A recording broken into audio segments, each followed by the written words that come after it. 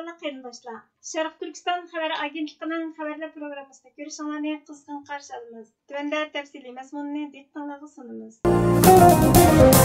Angliya Tashqi ishlar ministri Brenton millat vakili James Cleverly 30 avgust kuni Beijingdan Angliyaga qaytganligini, Beijingda 24 soat turish jarayonida Xitoy mansabdoshi bilan ko'rishib, Xitoyning atalmish Xinjiang va Hong Kongdagi inson huquqlari dafsanchiligi, Jimiley va Angliya parlament a'zolariga tutgan pozitsiyasidan andishalanadiganligini, bu qatimqi ziyaratining yolg'iz uning uchun bo'lmasdan, balki Xitoy bilan hamkorlashish yo'lini tepish ekanligini, keyingi avlodlarga yaxshi bir davlatda yashash uchun imkoniyat hozirlaydiganligini, sun'iy idrok texnikasi va boshqa texnikalardagi qiyinchiliklarni kollektiv hal qilish fursatiga ega bo'ladiganligini, Angliya xalqi va dunyo xalqining o'rtaq manfaati uchun o'rtaq tirishchanlik ko'rsatadiganligini aytgan. Sharq Turkiston surguni hukumatining bosh ministri Salih Xudoyor buningga Twitter hisobidan inkas qaytarib, inson huquqlarini qo'g'daydigan, qayta takrorlanmasin degan va'dani bergan Angliya tashqi ishlar ingliz o'rtaq gavdasi taraqqiyot ishxonasi ishg'ol ostidagi Sharq Turkistonda davlat terrori va Uyg'urlarga irqiy qirg'inchilik yurgizayotgan Nazi tipidagi Xitoy hokimiyati bilan qandoqsiga hamkorlashadiganligini o'ttirg'a qo'ydi. Edward Ward va Chamberlainning ahmoqona xatoliklarini takrorlamang dedi. Xitoy 2023 yillik o'lchamli xaritasini ommaga oshkorlagan bo'lib, Kashmirga tava Oqsoychinni va Hindistonning sharq-shimoliga joylashgan Arunachal Pradeshni o'zining territoriya tavalligiga kirgizib olgan. Hindiston seshanba kuni e'lon qilgan bayonotida Xitoyning bu qilmishiga qarshi qattiq norozilik bildirganligini aytgan. Amerika ovozi xabarlarining 30 avgust kunidagi xabarida aytilishicha, Hindiston Xitoy ikki davlat talash tartishdagi chegara rayonidagi jiddiylikni pasaytish to'g'risida muzokara olib berib, bir qancha kun o'tgandan keyin Xitoyning o'lchamli xaritasi, Xitoy tabiiy boyliqlar o'lchamli xaritasi mulozimat torbitida dushanba kuni e'lon qilingan. Tayvan va Janubiy Xitoy dengizimi xaritaga kirgizilgan. Hindiston tashqi ishlar ministrligi seshanba kuni kechqurun Xitoy mansabdoshi bilan aloqalashganligini aytgan. Tashqi ishlar ministrligining bayonotchisi Arindam Bagchi Xitoyning Hindiston tuprog'ini o'zining tuprog'i qilib olganligi sababidan diplomatik kanallar orqali Xitoyga qarshilik ko'rsatganligini aytgan. Texi oldingi hafta tajovuzchi Xitoy katibashi Xi Jinping bilan Hindiston bosh ministri Narendra Modi Afrikadagi Rossiya, Hindiston, Xitoy, Braziliya va Janubiy Afrika davlat boshliqlari yig'inida bir yerga jam bo'lib, chegaradagi jiddiylikni pasaytish uchun tirishchanlikni kuchaytiradiganligini aytishgan va buni ikki davlatning munosabatini yaxshilashdagi muhim qadam deb atagan. Yana kelib, Xitoyning o'lchamli xaritasi 9 va 10 sentabr kunlari Hindistonda chaqiriladigan G20 davlat boshliqlari yig'iniga yaqin qolganda oshkorlangan.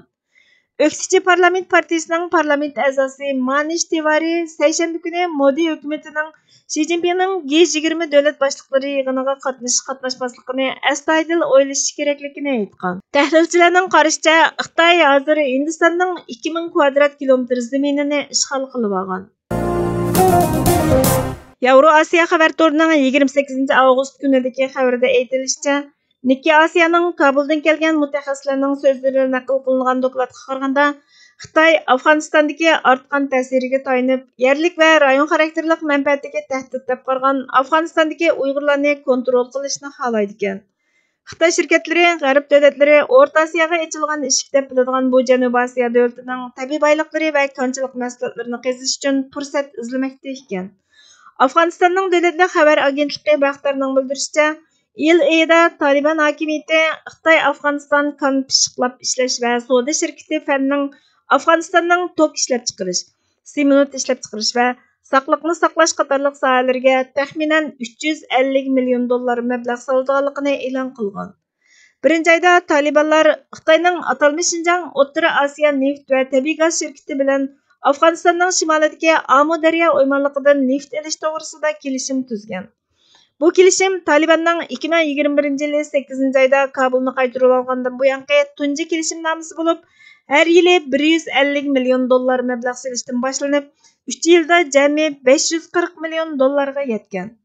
Xitoyning Afg'onistonda turishliq bosh elchisi Wang Yu Taliban ministrligi bilan qarorlik ko'rishib, Xitoy shirkatlari uchun Afg'onistondan fursat izlaydigan va Uyg'urlarning faoliyat maydoniga bor ekan. Nikki Asiyaning bildirishicha, mutaxassislar Afg'oniston bilan Xitoyning diplomatik va tijoriy munosabatining so'g'uq, pragmatik, jo'grafiylik siyosiy hisoblashlarga tayindiganligini aytgan. Tədqiqatçılarning qarashicha, Beyjingning asosiy fikri G'arb davlatlari Afg'onistonda intayin oz bo'lsa-mu bir yerni egallagicha Afg'onistondagi nupuzini orttirish, iqtisodiy, yer osti boyliqlari va konchilikdan manfaat undirish ekan. G'arb Talibanni jazolayotgan ahvol ostida Xitoyning puli ular uchun hal qilg'ich moliya manbasi hisoblanadi ekan. Avstraliya davlatlik universitetining faxriy dotsentti Cloud Rakisning aytishicha, Xitoyning bexatarlikka bo'lgan har qanday tahdid va xatar Xitoyning Afg'oniston bilan bo'lgan munosabatini uzishiga sabab bo'ladi ekan. Beyjing Afg'onistonning iqtisodiy va taraqqiyotini qo'llaydiganligi to'g'risida va'da berganda, Kabuldan Afg'oniston tuproqlaridagi Uyg'urlarning Xitoyning bexatarligiga tahdid elib kelish masalasini hal qilishni talab qilgan. Kabulning Uyg'ur guruhlarining Afg'oniston-Pokiston chegarasidagi bir balvoq bir yo'l tashabbusiga munosabatli turlarga zarba berishini cheklashdan boshqa, Uyg'ur guruhlarining Xitoyning rayondagi manfaatini nishon qilishini to'sishini umid qilgan. May oyida vazifasidan qoldirilgan Xitoy tashqi ishlar ministri Chen Gang Taliban mansabdoshi bilan ko'rishib, Beyjingning bexatarlik masalasini hal qilish va Afg'onistonda faoliyat olib berayotgan Uyg'ur guruhlariga texmo bevosita harakat qo'llanishini talab qilgan.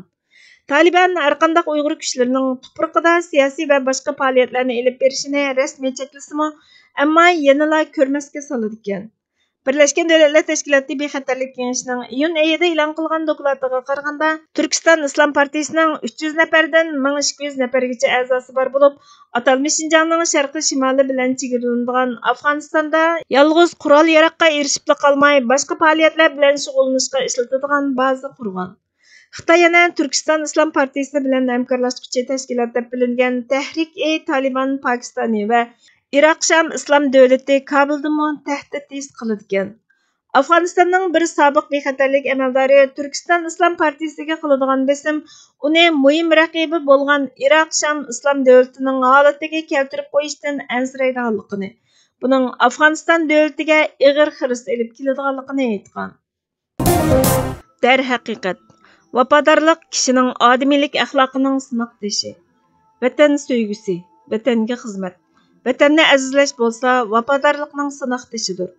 Buni eng yorqin va samimiy ravishda o'tirg'a qo'ya oladigan, vijdoniy javobgarliklarga qarta riyosiz holda javob qaytarg'ili bo'ladigan maydon vatan hijroniga mubtalo bo'lgan zamon makonlardir.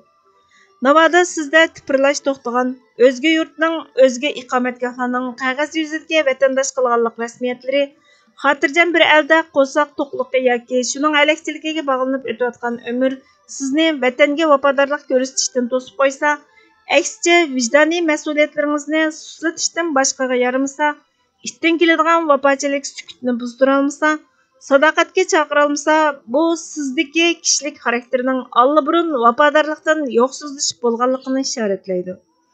Agarda hayotning agri to'qayliqlari aro rohatlik izlab ketayotgan yoki jon saqlashda o'tayotgan bu paytlar sizni vatan seg'inishidan mashg'ul qilayotgan, shundoq turib siz buning farqiga bormasdan jondorchilikqa kirib ketayotgan bo'lsangiz, yoki vatanning ziyniga qarab qadam bosayotganlarning sepi sizni jalb qilib ketgan xiyonatchilar sepini tashlashga jur'at qilishdan, vatan uchun fidokorlik ko'rsatishdan qochib yashayotgan bo'lsangiz, bu sizning vafodorlik erdamlariga rioya qiladigan erkaklik, mardlik vasifining qarama-qarshisi bo'lgan, vafoga jafo soladigan xotin vasifidagi birga aylanib qolish bilan misoli vafodorlikni joriy qildirg'uchi orasida qarorsiz qilayotgan biriga aylanib qilayotganligingizni esga solishga yetarlik. Vatandagi aslimalaringizning suslayotganligi, ona tuproqda o'tgan ashu unutilg'isiz kechmishlarning sizning pinhon daqiqalaringizda yurak daringizni chekmas bo'lib qolishi, nima uchun qaytolmas palanda qo'g'landiga, surgundagi aylanishga majbur qolganlikning vafo tuyg'ularingizni eng yuqori chekka ko'tarolmayotganligi, yurt makonlaringizga kelgunda bo'lib, zo'rg'a kelganlarchilik odam muomalasiga erisholmas bo'lib qolishingizning g'ururingizni bearom qilmasligi, hur iroda bilan kirib, Yana өр iroda bilan qaytib chiqishdek aqalli haqning qo'lingizda bo'lmasligiga ichingizning pushmas bo'lib ketishi vafo tuyg'usining ro'yingizdan irg'dilayotganligining signallaridir. Bo'libmi rivoyatlardagi oyliq bosadigan musofirlarni soat va daqiqalarga sig'diradigan tilsimlar yeshilgan reallikqa aylanib bo'lgan bir zamonda turib, siz bilan vatan orasiga hangning paydo bo'lishining sirlari sizni qiziqtirmaydigan bo'lib qolishi yar va qarindoshlarning siz uchun eslashga vaqt chiqarg'ili bo'lmaydigan kimarsilar bo'lib qolish qatorliqlar amaliyotda sizning ittifosidanmi tuvan bir yasham yo'lida ketayotganligingizga signaldir. Xulosa kalam. Vatanga mansublanmak vafodorlikdir. Vatanga xizmat vafodorlikdir. Vatanga fidokorlik vafodorlikdir. Vatan bizga avod qilishimiz uchun o'rinbosarlik mas'uliyatimizni bajo keltirishimiz uchun kalimatullohni ustun qilib insonlik yashashimizni kapolatga ega qilishimiz uchun berilgan Allohning omonatidir. Omonatni topshirib olmoq o'z navbatida uni muhofazat qilishga ahd qilishni o'z ichiga oladi. Uni tajovuzchiga yam qilmaslikni, qadr-qimmatini dafsanda qilg'uchiga yo'l qo'ymaslikni, bizni undan ayirishga, uni bizdan yatlashtirishga, bizni uning bag'rida hur yashashimizga to'sqinlik qilishga tutung'uchiga qarshi turishni o'z ichiga oladi. Mana bu vatan ahdisidir. Ahdiga vafo qilish burchdir, sadoqatdir, erkaklikdir. Ahdini unutish bo'lsa vafosizlikdir, sadoqatsizlikdir. Uni zoya qilish xiyonatdir. Vafosizlik va xiyonat orasida davriy qilib turayotgan bu omonat ko'z oldimizda halokatli xatarni boshdan kechirmoqda.